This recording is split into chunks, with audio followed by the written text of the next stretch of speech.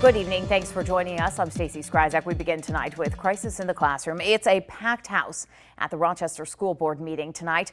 Our Spencer Davis joins us now from Rochester High School with the very latest information.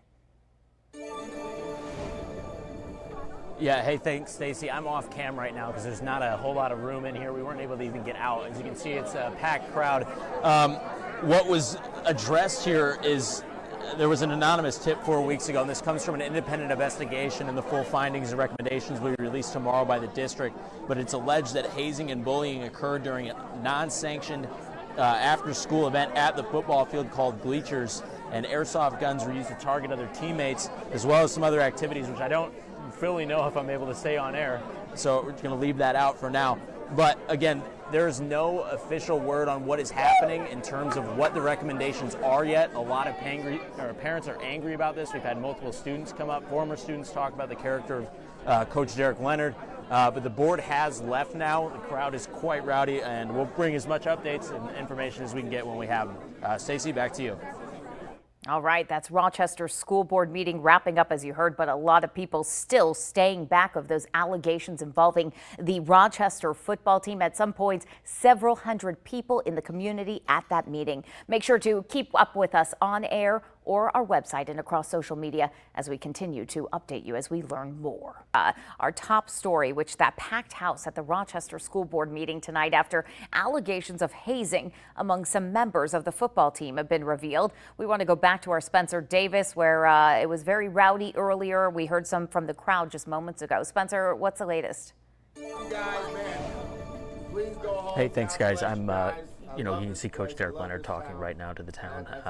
We've had people waiting for about 20-ish minutes now for him to show up, and he just, he said he loves his team, loves this town, and thanks the community for their support. But again, what's being alleged in a independent investigation, it came from an anonymous tip regarding hazing and bullying at a non-sanctioned event at the football field, where again it was airsoft weapons and something called cookie races and wrestle-offs.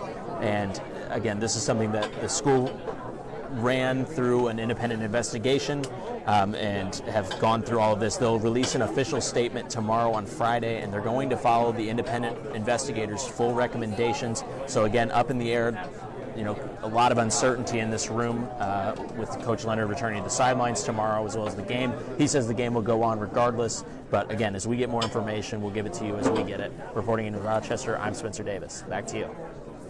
All right, thanks to Spencer and our photographer, Amber. They've been out there for several hours as hundreds of people were packed into that school library waiting to hear about these allegations and also whether the team members will be playing tomorrow. Of course, make sure to keep up with us on our website, across social media, as we continue to learn more.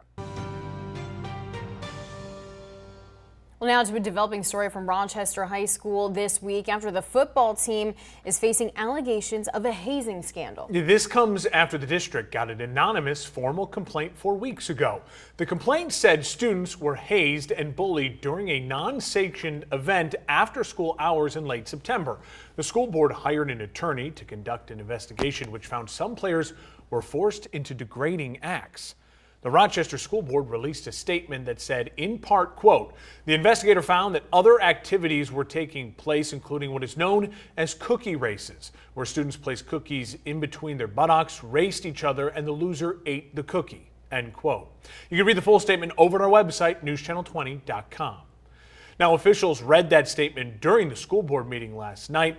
They also said the attorney who conducted the investigation will release a recommendation on how the school should move forward. That report will be made public later today. Now, this is a developing story, and we will continue to provide updates both on air and online as they become available. Thanks for watching. Stick around by subscribing today and don't miss a single video.